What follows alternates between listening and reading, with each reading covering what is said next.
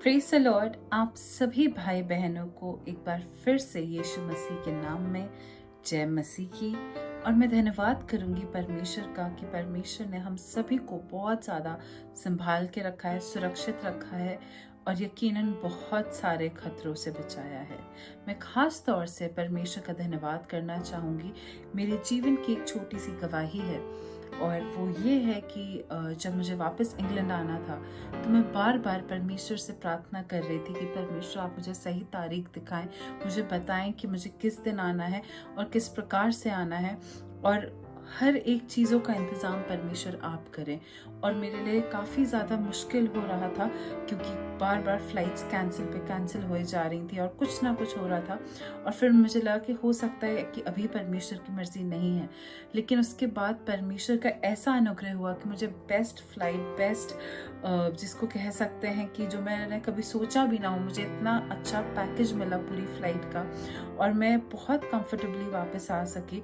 और उसी के साथ साथ मुझे बहुत सारे पूरे जर्नी में काफ़ी बेनिफिट्स भी मिले और वो सिर्फ और सिर्फ परमेश्वर का अनुग्रह था, क्योंकि मैं शायद उतना अफोर्ड नहीं कर सकती थी उस टाइम पे, लेकिन परमेश्वर की मर्जी थी कि मैं आराम से आऊँ और मैं इस बात के लिए परमेश्वर का धन्यवाद करना चाहूँगी। और एक और बात के लिए मैं परमेश्वर का धन्यवाद करना चाहूँगी कि चाहे परिस्थितियाँ कैसी भी क्यों ना हो, चाहे मुसीबतें कितनी क्यों ना आ जाए, लेकिन फिर भी परमेश्वर हमारे साथ रहते हैं, मेरे साथ रहते हैं, आपके साथ रहते हैं, आपके परिवार के साथ रहते हैं, मेरे परिवार के साथ रहते हैं और वो निरंतर हमारे आगे आगे चलते हैं और हमारे लिए उन टेढ़े रास्तों को सीधा करते हैं। और उस बात के लिए हमें हर समय परमेश्वर का धन्यवाद करना चाहिए। और हम सब जब मिलकर परमेश्वर की महिमा करते हैं और जब कहते हैं उसको कि हर एक बात में उसको धन्यवाद दो, O give thanks to the Lord for he is good. सच में हमें हमेशा निरंतर लगातार हर समय उठते बैठते सोते जागते खाना खाते समय बाहर जाते समय हर काम में हमें उसको धन्यवाद देने की ज़रूरत है, क्योंकि जब हम उसे धन्यवाद करते हैं तो हम शैतान के मुंह पर एक बहुत बड़ा ताला लगा देते हैं। क्योंकि शैतान अक्सर हमें हमारे कानों में आके बोलता रहता है कि देखो तुम्हारी समस्याएं इतनी है, देखो तुम्हारी परेशानियां इतनी है, देखो तुम्हारी तकलीफें इतनी है, देखो ऐसा हो गया वैसा हो गया। लगातार वो हमें बार बार डराया जाता है, हमें निराशा में डुबाता है। लेकिन जब हम हर बार परमेश्वर का धन्यवाद करते, उठ उठ के उसका धन्यवाद करते हैं, तो हम बार बार शैतान को ये बताते कि तुम्हारी निराशाएं, तुम्हारा ये डराना, तुम्हारे ये हथियार, तुम्हारी ये चिंताएं हमारे विश्वास को कमजोर नहीं कर सकती। बहुत मुश्किल होता है जब अपना किसी दर्द में हो और तब आप जश्न मनाएं। क्या आप मना सकते हैं जश्न जब आपका अपना कोई दर्द में हो या आप खुद दर्द में हो या कोई पीड़ा हो या कोई दुख आया हो? तब क्या खुशी मनाने के लिए अंदर से वो ताकत आती है? नहीं आती है, बिल्कुल नहीं आती है। तब लगता है ये सारी खुशियां व्यर्थ है, बस ये दुख हट जाए। लेकिन जब हम अपनी आनंद को, अपनी खुशी को परमेश्वर में कंप्लीटली पूरी तरह से सोख कर देते हैं और उसको सब कुछ अपना मानते हैं और हर समय हम उसके आनंद में अपनी जिंदगी को गुजारते हैं, तो हमारे बंद रास्ते भी अपने आप खुलने लगते हैं। अय्यूब के जीवन से एक बहुत ही खूबसूरत बात है जो हम सबको सीखने की जरूरत है। और बस एक आयत है जो मैं पढ़ना चाहूंगी और वो है अय्यूब 5, उसका 21वां आयत है जो मैं पढ़ देती हूँ, जो इस प्रकार से लिखा है, तू वचन रूपी कोड़े से बचा रहेगा और जब विनाश आए तो भी तुझे भय ना होगा। Praise the Lord. बहुत बड़ी बात होती है कि जब विनाश आए तो भी हमें भय ना होगा। विनाश होगा नहीं होगा, बुराइयां आएंगी नहीं आएंगी, डर लगेगा नहीं लगेगा, ऐसी बातें नहीं है, लेकिन ये है कि हमें भय नहीं होगा। बहुत बड़ी बात होती है कि जब कोई विनाश हमें चारों तरफ से दिख रहा हो और उस समय हम अपने आप को भय ना महसूस कराएं, हम डरे ना, हम बल्कि और ज्यादा मजबूत हो जाए, और ज्यादा धन्यवाद में लग जाए, और ज्यादा परमेश्वर के करीब आ जाए। जब हम और ज्यादा उसके करीब आने लगते हैं तो हम देखेंगे कि किस प्रकार से मेरी और आपकी जो बंधन है वो खुल रहे हैं। और अय्यूब के साथ भी कुछ इसी प्रकार से हुआ था कि जब वो परमेश्वर की उपस्थिति में हर समय था, हमेशा धन्यवाद करता रहता था। उसका हर समय एक एक क्षण परमेश्वर के साथ था। इस कदर कि परमेश्वर को गर्व था अपने अय्यूब पे। परमेश्वर को बहुत ज्यादा गर्व था ये देख के कि देखो, चाहे संसार में बोले मुझे भूला है, मुझे ना देखे, मुझ पे एतबार ना करे, लेकिन अय्यूब है। और जब अय्यूब की परीक्षाएं आई, क्या अय्यूब की गलती थी इस कारण उस पर परीक्षाएं आई?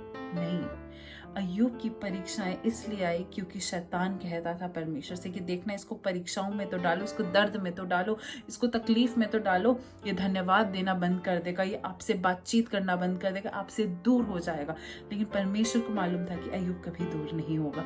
और एग्जैक्टली वही हुआ। जब लोग बार बार आके अय्यूब के पास आ रहे थे, अगर सिर्फ आप उनकी बातों को पढ़ें तो हर समय उसके जो दोस्त थे बार बार उसको आके कहते थे, देखो हो सकता है तुम्हें माफी मांगने की जरूरत है, हो सकता है तुमसे ऐसा पाप हुआ हो, देखो ऐसी हालत तो ऐसे गुनाह पे ही होती। उनकी बातें पढ़ते समय ऐसा नहीं लगेगा कि कुछ गलत है, लेकिन वे बार बार सिर्फ निराशा भरी बातें कर रहे थे, सिर्फ विनाश की बातें कर रहे थे, सिर्फ दर्द की बातें कर रहे थे, सिर्फ दुख की बातें कर रहे थे। और अय्यूब बार बार यही कहता था कि मुझे किसी और से सवाल नहीं, मुझे सिर्फ परमेश्वर से बात है। भले ही वो निराश था, भले ही वो टूट चुका था, भले ही वो बहुत ज्यादा दुख में था, लेकिन तब भी उसने अपने प्रश्न को, अपनी बातों को, अपने विश्वास को परमेश्वर के अलावा किसी और पे नहीं डाला। यहाँ तक कि जब अय्यूब पूरी हिम्मत हार चुका था, तब भी वो ऑनेस्टी के साथ जो वो फील कर रहा था उसे उसने परमेश्वर को बताया। उसने अपने दोस्तों को नहीं अपनी फीलिंग्स शेयर की, उसने किसी और से नहीं अपनी बातों को कहा, उसने बार बार सिर्फ और सिर्फ परमेश्वर से ही कहा। उसको शिकायतें हुई कि मेरे साथ ऐसा क्यों हो रहा है, तो उसने परमेश्वर से कहा। और ये भले ही लोग इसको पढ़ के सोचे कि अरे ये तो इसने गलत कहा, लेकिन जो भी कहा उसने परमेश्वर से कहा। उसका जो संबंध था परमेश्वर के साथ वो घनिष्ठ था कि जब वो धन्यवाद देता था परमेश्वर को तो वो परमेश्वर के ही पास जाता था, और जब उस पर विपत्ति भी आई तो भी वो परमेश्वर के ही पास गया और उन्हीं से ही बातचीत कर रहा था। और बार बार ये कहता था मुझे सिर्फ मेरे परमेश्वर से सवाल है। और वो अपने परमेश्वर को एक अपना दोस्त, अपना पिता, अपना सब कुछ मानता था। और जब परमेश्वर ने देखा कि इतनी पीड़ाओं के बाद भी अय्यूब मेरे पास ही आता है, अय्यूब किसी और के पास नहीं जा रहा अपने इलाज के लिए, अय्यूब कुछ और तौर तरीके या टोटके नहीं अपना रहा है, वो बार बार परमेश्वर के ही पास आ रहा है, तो वो विनाश जो था वो खत्म हो गया। और जब ये वचन अय्यूब के पास आया गया कि ना तुझे कोई भय होगा, ये वचन को रूपी कोड़े से तू बचा रहेगा, ये जो शब्द हैं आजकल हमारे को बहुत चुभ जाते हैं। कोई हल्का सा कुछ कह दे और दिल को ठेस पहुंच जाती है। कुछ हल्की सी विपरीत परिस्थितियां होने लग जाएं, कुछ अपशब्द हो जाते हैं तो हमारे आंसू निकलते हैं, हमारे गुस्सा उबलता है, हम उल्टा जवाब देने को दौड़ते हैं, हमारे को ठेस पहुंचती है, हमें दुख होता है, हम रिश्ते खत्म करने की बातें करने लगते हैं। यहाँ तक कि अगर कोई श्राप भी दे दे तो हमें बहुत भय आ जाता है। और परमेश्वर के वचन ने कहा कि हम वचन रूपी कोड़े से बचे रहेंगे, हम उस श्राप से बचे रहेंगे, उस अपशब्द से बचे रहेंगे, उस अंशन से बचे रहेंगे, हर एक कर्सेस से बचे रहेंगे, हम हर वो हथियार से बचे रहेंगे जो मेरे और आपके अगेंस्ट आज लड़ा जा रहा है। मैं नहीं जानती आपकी परिस्थितियां क्या है, मैं ये नहीं जानती कि मेरी आने वाली परिस्थितियां क्या होने वाली हैं, लेकिन मैं इतना जरूर जानती हूँ कि हमारा परमेश्वर हमें संभाल के रखता है। It is not about when, it is not about what, it is not about why. It's always about who is with us, and that is our Lord Jesus Christ. कब, कहाँ, कैसे हमारा सवाल नहीं है, कौन हमारे साथ खड़ा है, हम किसके साथ खड़े हैं, वो बहुत जरूरी है जानना। और अगर आज मैं और आप हमारे यीशु के साथ खड़े हैं तो यकीन मानिए सारी चीजें सॉल्व हो जानी है, सारी परेशानियां आपको आज छोड़ के चली जाएंगी।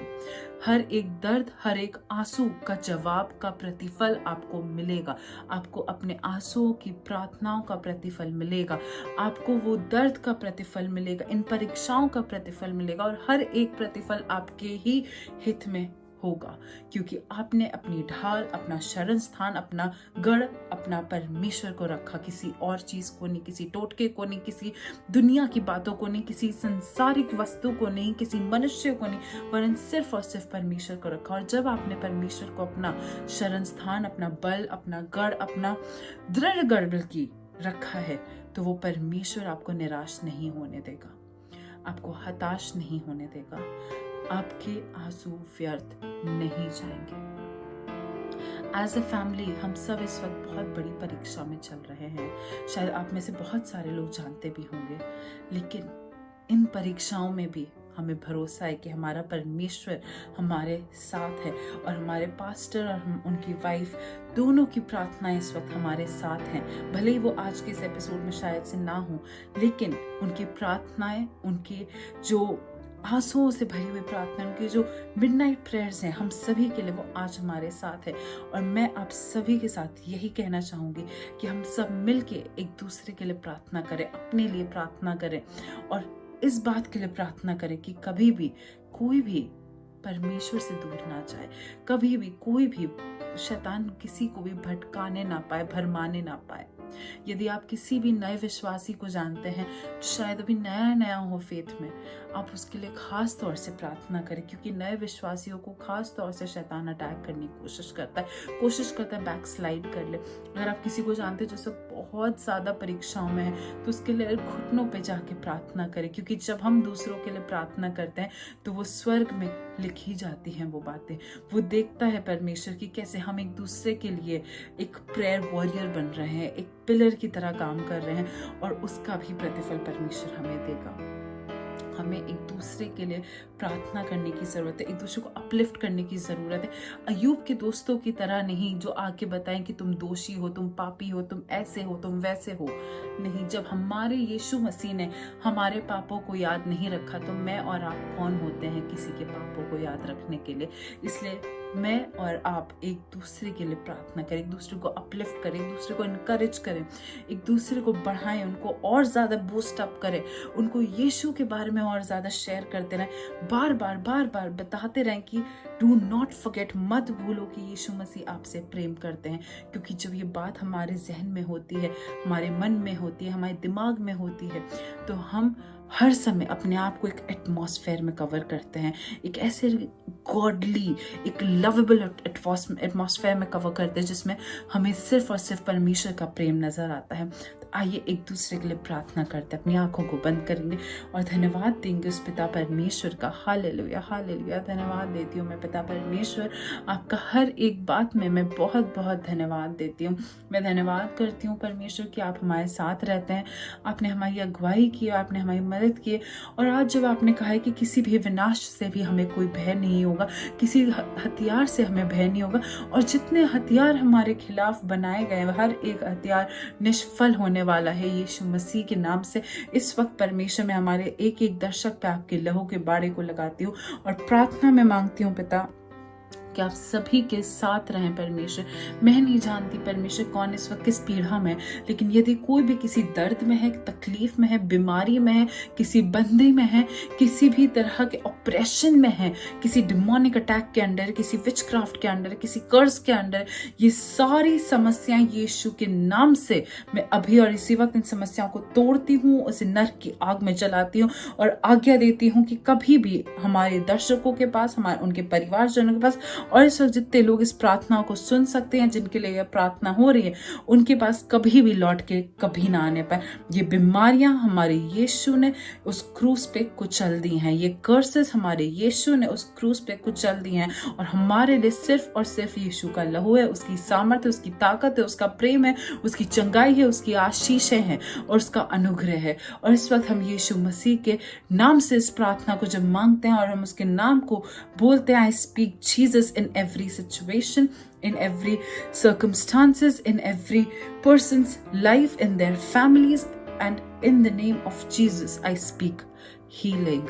I speak healing of relationships. I speak healing of body. I speak healing of mind, soul, spirit. और इस वक्त मैं खास तौर से पिता प्रार्थना करती हूँ यदि कोई भी किसी चीज़ की तैयारी कर रहा है तो पवित्र आत्मा आप उनकी गाइडेंस करें, आप उनके आगे आगे जाएं और उनको सही चीज़ें बताएं, उनको सही रास्ता दिखाएं। हर भय की आत्मा, हर निराशा करने वाली आत्मा, हर दुख वाली आत्मा, हर डिप्रेशन, हर एंजाइटी, हर पैनिक या किसी भी तरह का मेंटल स्ट्रेस हो, ये सारी दुष्शक्तियां यीशु के नाम से कुछ ली जाने पाए अभी और इसी वक्त और हमेशा के लिए हमें छोड़ के जाने पाए।